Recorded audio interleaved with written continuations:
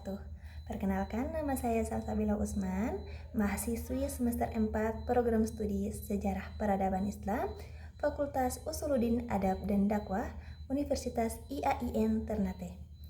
Tujuan saya dalam pembuatan video ini yaitu untuk menyelesaikan tugas mata kuliah Sejarah Islam Klasik. Di sini saya akan sedikit menceritakan tentang sejarah kelahiran Nabi Muhammad SAW. Baik teman-teman, langsung saja kita dengarkan apa yang akan saya bacakan terkait dengan materi kelahiran Rasulullah SAW. Rasulullah Muhammad SAW dilahirkan pada hari Senin 12 Rabiul Awal tahun Gajah. Para sejarawan dan penulis biografi Rasulullah SAW menetapkan kelahiran ini bertepatan pada bulan April tahun 571 Masehi. Ia lahir dalam keadaan yatim dari rahim Aminah binti Wahab. Ayahnya Abdullah bin Abdul Muthalib meninggal saat usianya masih 2 bulan dalam kandungan ibunya. Masa kecilnya tumbuh dalam asuhan kakeknya Abdul Muthalib selama 2 tahun dan disusui oleh perempuan dari Bani Sa'ad bernama Halimah binti Abu Zu'aib Abdullah bin Al-Harats. Sebelumnya, ia menjadi yatim piatu pada saat usianya menginjak 6 tahun ketika perjalanan pulang dari makam ayahnya di Yastrib. Ketika ibu Rasulullah SAW meninggal, Rasulullah SAW diasuh oleh kakeknya Abdul Muthalib. Setelah kakeknya wafat, ia kemudian diasuh dan dibesarkan oleh pamannya Abu Thalib bin Abdul Muthalib serta mendapat perlindungan darinya.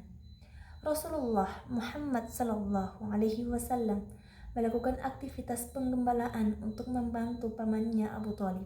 Ia juga sesekali ikut dalam aktivitas berdagang karena Abu Thalib tidak pernah sanggup terpisah jauh dari keponakannya tersebut.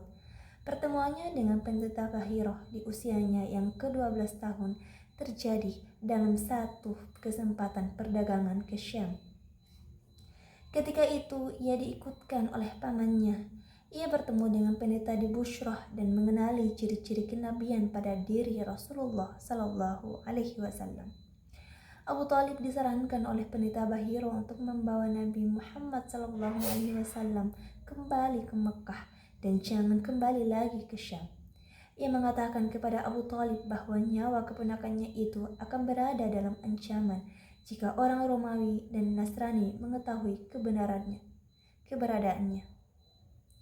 Pada saat usia Rasulullah SAW 14 menjelang 15 tahun, terjadi peristiwa penting, yakni Perang Al-Fijar. Perang ini terjadi antara suku Quraisy bersama sekutunya, suku Kinanah, melawan suku Hawazin. Ia terlibat sebagai pembawa anak panah dan membantu suku Quraisy. Perang ini dinamakan Al-Fijar karena lokasinya yang berada di antara 2 bukit besar. Sedangkan penyebabnya sendiri adalah pelanggaran terhadap kehormatan di Makkah dan bulan suci. Pada saat kembali dari perang Al-Fijar juga terjadi peristiwa penting yang sangat disukai oleh Rasulullah SAW, yakni koalisi Al-Fudul yang disaksikan langsung oleh Rasulullah SAW. Koalisi ini terjadi antara Bani Hashim, Bani Zahra, Bani Taim, Bani Murrah yang berkumpul di rumah Abdullah bin Jad'an. Mereka berjanji berkoalisi untuk saling membantu menolong yang terzalimi dan memberantas kaum yang menzalimi. Pada saat remaja, keahlian yang ditunjukkan Rasulullah SAW semakin terlihat dalam hal perdagangan. Ketika usianya 25 tahun, ia dipercaya oleh Khadijah binti Khuwailid untuk membawa barang dagangan ke Syam bersama seorang pelayan Khadijah bernama Maisarah.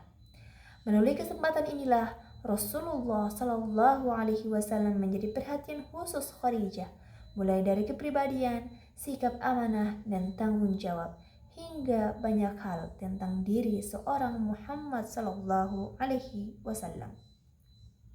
Hal ini terus berlangsung hingga keterpikatan Khadijah terhadap Nabi Muhammad SAW disampaikan langsung melalui sahabatnya Nafisah binti Munabih. Ia mengatakan bahwa Khadijah berkeinginan dapat diperistri oleh Rasulullah SAW.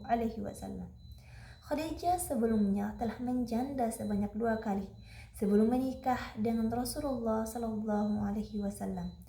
Pernikahan antara keduanya terjadi ketika Rasulullah berusia 25 tahun dan Khadijah 40 tahun. Perbedaan jarak usia mereka tidak menjadi halangan untuk menciptakan rumah tangga yang harmonis selama kurang lebih 25 tahun. Terdapat peristiwa penting di Makkah pada saat Rasulullah Muhammad SAW memasuki usianya yang ke-30 tahun.